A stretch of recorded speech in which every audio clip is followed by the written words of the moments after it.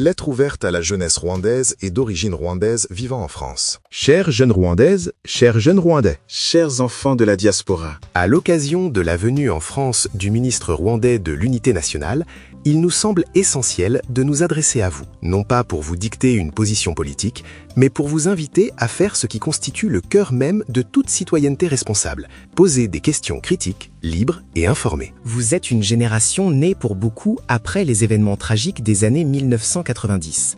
Votre mémoire du Rwanda est souvent façonnée par des récits officiels, des commémorations, des discours institutionnels, parfois aussi par le silence ou la peur. Or, l'unité véritable ne se construit ni dans le dogme, ni dans la répétition de vérités imposées, mais dans la capacité collective à affronter l'histoire dans toute sa complexité. sur le récit héroïque du FPR et la fin du génocide. Il vous sera peut-être affirmé que le Front patriotique rwandais aurait, à lui seul, mis fin au génocide et sauvé le Rwanda du chaos. mais une question essentielle mérite d'être posée. Une tragédie d'une telle ampleur peut-elle être comprise à travers un récit univoque, sans examen des responsabilités multiples, y compris celles des vainqueurs militaires? De nombreux travaux, témoignages et archives indiquent pourtant que la priorité stratégique du FPR durant l'année 1994 était avant tout la conquête militaire du pouvoir, et non la protection des civils menacés. Comment ignorer, par exemple, les déclarations publiques de Paul Kagame en mai 1994, dans lesquelles il s'opposait explicitement à toute intervention militaire étrangère susceptible d'arrêter les massacres, au nom de la souveraineté et de la dynamique militaire en cours. Pourquoi ces propos, pourtant documentés, sont-ils absents du récit officiel enseigné à la jeunesse? Pourquoi toute interrogation sur les choix militaires du FPR en 1994 est-elle perçue comme une remise en cause illégitime de la mémoire des victimes, plutôt que comme une tentative légitime de compréhension historique? Pourquoi, surtout, toute question relative aux crimes commis par le FPR pendant et après la guerre est-elle systématiquement disqualifiée, marginalisée ou criminalisée, alors même que des rapports d'organisations internationales, Des juridictions étrangères et des chercheurs indépendants ont établi l'existence de massacres de civils et de violations graves du droit international humanitaire. Enfin, pourquoi l'attentat contre l'avion présidentiel du 6 avril 1994, événement déclencheur du génocide, demeure-t-il un sujet interdit, alors que des enquêtes judiciaires menées hors du Rwanda et des travaux académiques sérieux ont soulevé des questions majeures quant à ses auteurs et à ses responsabilités? Peut-on honnêtement prétendre construire une mémoire nationale apaisée en verrouillant des pans entiers de l'histoire, en sanctuarisant les vainqueurs et en criminalisant toute recherche de vérité qui dérange le pouvoir? Sur la diabolisation du passé, le mythe d'un pouvoir infaillible et le prix du silence. il vous sera sans doute affirmé que tout ce qui a précédé le FPR serait à rejeter en bloc, comme si l'histoire du Rwanda n'avait été qu'une succession d'échecs et de ténèbres, et que le pouvoir actuel représenterait une rupture parfaite, sans faute ni abus. Mais quel régime, après plus de 30 ans au pouvoir, peut sérieusement prétendre à l'infaillibilité? Pourquoi toute tentative de nuancer le passé est-elle assimilée à une faute morale, voire à une trahison? Pourquoi les récits de celles et ceux qui affirment avoir vécu dignement avant l'arrivée du FPR sont-ils systématiquement disqualifiés, comme s'ils n'avaient jamais existé? Et surtout, comment concilier ce discours d'excellence morale avec la réalité de la répression des voix critiques? Depuis quand demander à manger, à travailler ou à s'exprimer librement est-il devenu un acte suspect, voire criminel? Enfin, comment ignorer l'exil massif et continu de citoyens rwandais depuis l'arrivée du FPR au pouvoir? Si le régime actuel incarnait réellement la justice, l'inclusion et la prospérité pour tous, pourquoi tant de Rwandaises et de Rwandais, jeunes, artistes, intellectuels, étudiants, anciens cadres ou simples citoyens, continuent-ils de fuir le pays, parfois au péril de leur vie? Peut-on durablement gouverner en se proclamant seul détenteur du bien, tout en criminalisant la mémoire, la parole et la détresse sociale? Ou faut-il reconnaître qu'aucun projet politique ne peut se construire sur la négation du passé, la peur du présent et le silence imposé à sa jeunesse? Sur les accusations de participation au génocide, il vous sera peut-être rappelé que de nombreux anciens responsables politiques ou militaires ont été impliqués dans le génocide. Mais une question essentielle se pose. Comment distinguer, dans le discours officiel, les accusations fondées et légitimes de celles qui relèvent de règlements de compte politiques? Cela revient à refuser que la justice soit instrumentalisée, que l'histoire soit réécrite au gré des alliances politiques et que la mémoire des victimes serve à légitimer l'arbitraire. Sur les accusations de négationnisme, Dès qu'un opposant actuel questionne les responsabilités du pouvoir, ou appelle à une lecture pluraliste de l'histoire, il est fréquemment accusé de négationnisme. Mais le négationnisme peut-il sérieusement être confondu avec la recherche de la vérité historique, le débat académique ou la critique politique? Plus grave encore, comment accepter que des rescapés du génocide eux-mêmes aient été publiquement accusés de négationnisme, y compris par le ministre rwandais de l'Unité nationale, Jean-Damascène Bizimana, dès lors qu'ils osent critiquer le FPR, questionner certains récits officiels ou réclamer une mémoire inclusive? Peut-on honnêtement parler de liberté d'expression lorsque toute voix dissidente est immédiatement criminalisée, sans débat, sans nuance, sans examen contradictoire? Et comment interpréter le fait que ce même ministre ait refusé un débat contradictoire en Belgique en 2018 sur la définition même du négationnisme, préférant l'anathème au dialogue? Comment comprendre également son refus de venir témoigner dans un procès visant précisément à distinguer ce qui relève réellement du négationnisme de ce qui constitue une critique politique, une accusation de calomnie ou une diffamation? Si la vérité est si claire et si établie, pourquoi craindre le débat judiciaire, public et contradictoire? Une mémoire nationale peut-elle être saine lorsqu'elle assimile toute interrogation à un crime, lorsqu'elle transforme l'histoire en dogme et la justice en instrument de disqualification politique? Ou bien une mémoire digne de ce nom ne devrait-elle pas, au contraire, reposer sur la confrontation des faits, la pluralité des voix et le courage de regarder même ce qui dérange? Sur les lois contre l'idéologie génocidaire, il vous sera dit que ces lois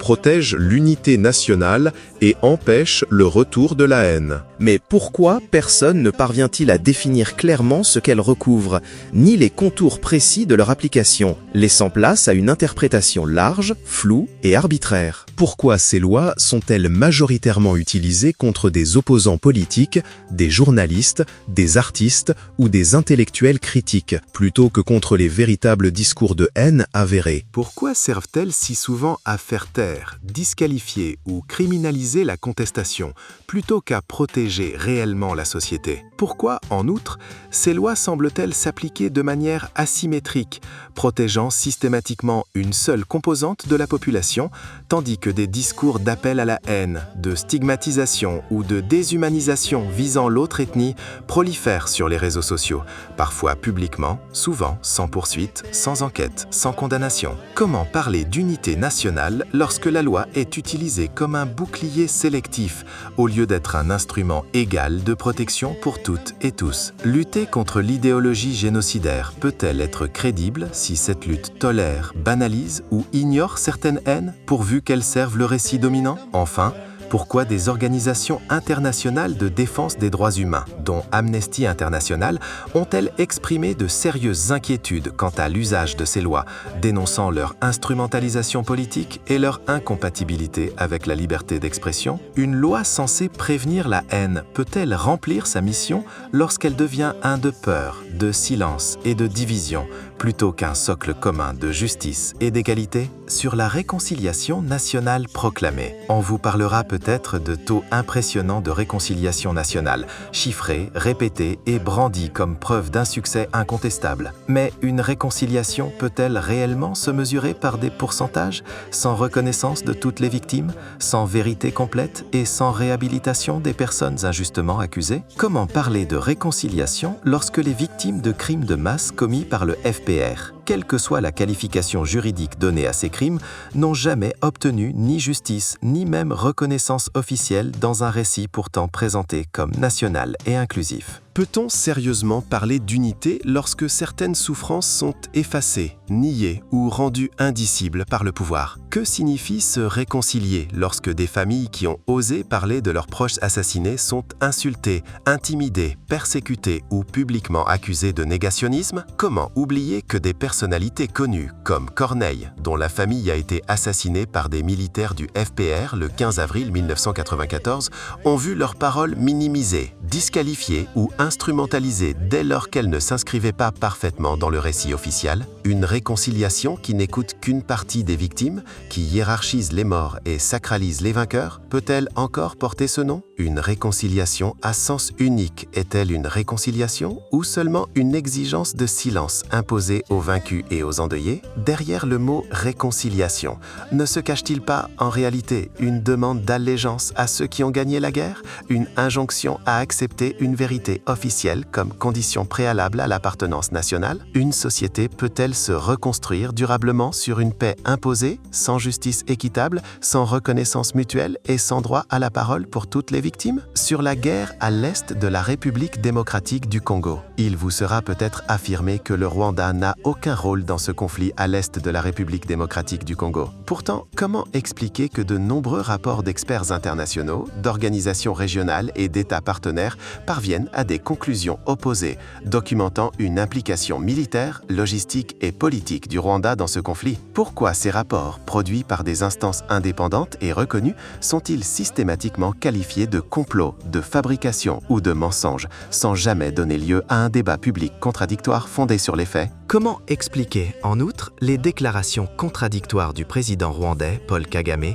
affirmant publiquement ne pas savoir que des troupes rwandaises se trouvaient sur le sol congolais, affirmation qui interroge profondément sur la sincérité du propos? Comment un chef d'État pourrait-il ignorer la présence de son armée sur le territoire d'un pays voisin? Et surtout, comment comprendre que le Rwanda soit allé signer des accords de paix avec la RDC concernant un conflit dans lequel il affirme officiellement ne pas être impliqué? Comment peut-on signer la paix d'une guerre à laquelle on prétend ne pas participer? Un tel paradoxe politique et diplomatique n'est-il pas sans précédent dans l'histoire contemporaine des relations internationales? À qui profite dès lors le refus de toute transparence, l'inversion des responsabilités et la criminalisation de ceux qui osent poser ces questions légitimes? Peut-on sérieusement parler de paix durable et de stabilité régionale lorsque la vérité elle-même devient un champ de bataille? Chers et chers jeunes, poser ces questions n'est ni un acte de haine, ni une trahison de la mémoire des victimes, ni même une prise de position politique au sens partisan du terme.